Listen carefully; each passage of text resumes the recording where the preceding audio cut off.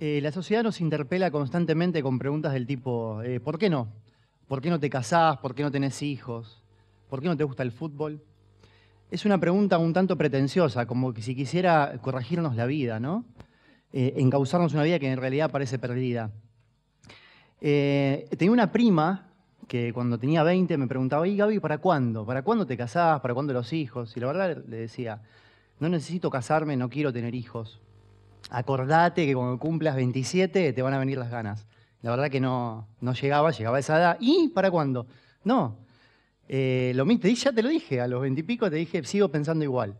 Bueno, cuando lleguen los 30, el reloj biológico va a hacer su trabajo. Llegaban los 30, llegaron los 35, que soy, y la verdad que hay un montón de gente que sigue esperando que me sube al club. Pero no, es una decisión que tomé con mi novia en pos de hacer otras cosas. Y la verdad que siempre tuve un poco de resistencia a hacer lo que estaba establecido, sobre todo cuando no había fundamentos y se hacía porque sí. Digamos, esa resistencia me hizo darme cuenta que el por qué no era la pregunta, que el por qué no obedecía a los mandatos culturales, a lo que había que hacer.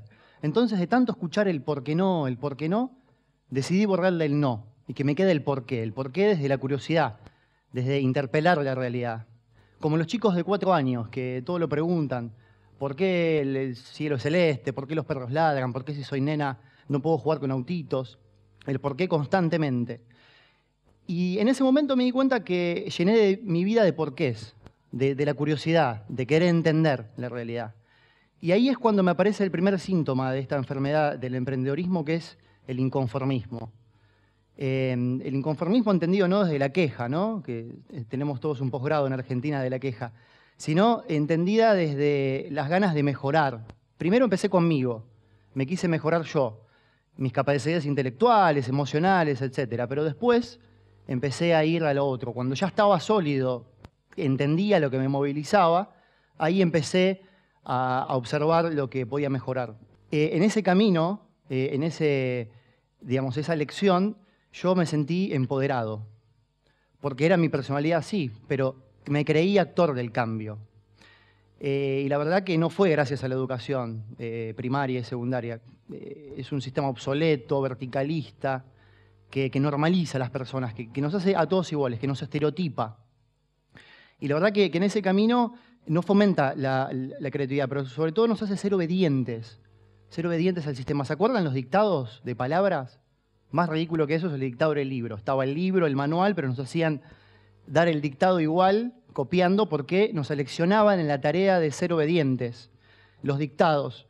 Y en definitiva eso lo que nos está haciendo hacer es seguir los mandatos culturales. Nos hace personas aptas para los por qué no y no para los por qué. Entonces, en esa dinámica, yo nunca encontré a alguien que me pregunte, ¿por qué no emprendés? ¿Por qué no tenés un proyecto? Nunca, nadie me lo dijo. Eso lo descubrí solo, gracias a los por qué que tuve en mi vida. Después llegó la pregunta, inquisidora de nuevo, ¿por qué no te buscas un trabajo como la gente? Que seguramente le han hecho a muchos de ustedes. Para mí era imposible. En casa no había un mango, me tenía que pagar las fotocopias, los viajes en el secundario, vendía perfumes, celulares en la calle. Después pasé a trabajar de mozo en un catering y la verdad que no era un ambiente que me gustara. Estuve 2 años ahí y la obediencia al superior, al esquema ese de laburo bastante tóxico, creo que todavía tengo una cicatriz en algún lado de la psique. Y bueno, así que no me quedaba otra, me tenía que inventar mi propio trabajo. Si no podía encajar en ese modelo, no me quedaba otra que inventarme mi trabajo, inventarme los logros, los fracasos, los premios. Y bueno, y ahí descubrí mi pasión. Y ahí descubrí también el primer síntoma, o el segundo, pues ya dije el primero, que fue no distinguir entre lunes y domingo. Lo que yo le llamo el efecto vacaciones. ¿Vieron cuando están de vacaciones? Que se acuestan a cualquier hora, se levantan a cualquier otra, hay una alegría constante, una plenitud. Bueno, eso se siente ser emprendedor, porque nos moviliza la pasión. Esa pasión nos hace seguir adelante. Pero sobre todo encontré la libertad. Pero bueno, antes de hablar de la libertad quisiera hacer un paréntesis. Hoy está un poco de moda emprender, ¿no? Todo el mundo habla de emprender, es como canchero, es piola. Los políticos nos dicen, dale, emprendan, nos dicen digamos, abramos un parripollo, una cancha de pádel. Ah, no, eso no, cervecerías. Y la verdad que no fui emprendedor siguiendo ninguno de estos mandatos. Lo hice porque me pregunté los por qué y descubrí un día, sin querer, que me movilizaba eso. Y empecé a descubrir esos síntomas. Y en toda esa dinámica, el tema del tiempo era una constante. La libertad fue lo primero que me movilizó.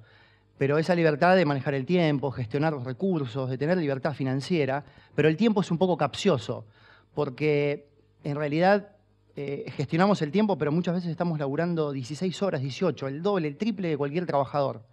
Pero porque nos moviliza ese combustible que es la pasión.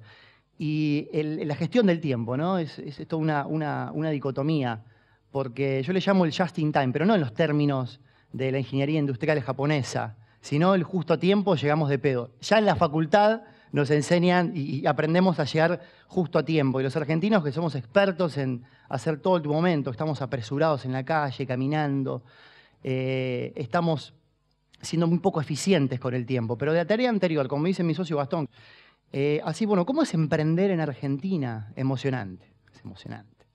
Pero sobre todo es un acto de inconsciencia, el contexto es cambiante, adverso, así que nos tenemos que estar acomodando todo el tiempo. Por eso estamos un poco desquiciados, un poco locos los emprendedores. La Real Academia Española define el verbo transitivo de emprender como un acto de hacer algo determinado, siempre en cuando, digamos, eso amerite un esfuerzo y un trabajo, ¿no? Y eso es lo que define al emprendedor en Argentina y en el mundo, claramente. Tengo un amigo en Costa Rica que se fue hace unos años a vivir allá, un emprendedor increíble también. Me llama desesperado por la situación de Argentina para que yo le cuente. Bueno, la verdad que sí, los insumos se fueron al diablo, el dólar está altísimo y la verdad que estamos manejando un nivel de incertidumbre, no sabemos cuándo nos fundimos, cuándo no. Seguido eso, le cuento que contaba con él para abrir el mercado del Caribe y de México para el lanzamiento de la bicicleta eléctrica que íbamos a lanzar el mes siguiente. Y se empieza a reír a carcajadas. Le digo, Seba, ¿qué pasa? ¿Por qué te reís tanto? Y me dice, es que pasaste de decirme que estaba todo mal a lanzar el producto a nivel internacional. Estás completamente loco. Bueno, es que de eso se trata el ser emprendedor, que cuando esté todo mal, esté todo bien. Y la verdad que cuando empecé con los motores para bicicleta, a importar de China, cuando le conté a mis amigos que iba a hacer eso, ellos me dijeron, y sí, siempre estuviste medio loco, Gaby. Ni les cuento cuando empecé con las bicicletas eléctricas. Ahí sí dijeron, imaginaban que la bici eléctrica era la bici voladora de ET o los bici voladores. La verdad que si les pregunto de todo esto que les estoy contando, ser emprendedor no está muy bueno, ¿no? Me parece que es medio un bajón, laburamos 18 horas, estamos enloquecidos, gestionando el tiempo. Pero bueno, no, la verdad que ser emprendedor es hermoso, es encontrar, la verdad que esto es común a todos, encontrar gente muy apasionada, movilizada por lo que realmente quiere hacer. Y bueno, en ese móvil de la pasión, el trabajo, descubrimos que no estamos dominados por los por qué no, claramente. Estamos seducidos por los por qué, somos curiosos, pero en realidad me di cuenta que estábamos enamorados de los por qué sí. El por qué sí hacer las cosas, el sí como interpelar la realidad, ¿no? El sí como encontrar el sí como respuesta, el por qué sí emprender, por qué sí tener hijos, por qué sí ser obrero en una fábrica, por qué sí ver fútbol, los por qué sí, esa es la pregunta, no el por qué no del mandato cultural, el por qué sí encontrar respuestas para vivir. Y la verdad que en toda esta dinámica en la cual somos todos distintos y todos tenemos un montón de cosas que nos movilizan, les invito a que encuentren los por qué sí a la vida. Somos todos distintos. No hay ni blancos ni negros, ni siquiera hay grises, hay colores, que somos nosotros. Así que hoy desde acá los invito a que encuentren sus por qué sí. Muchas gracias.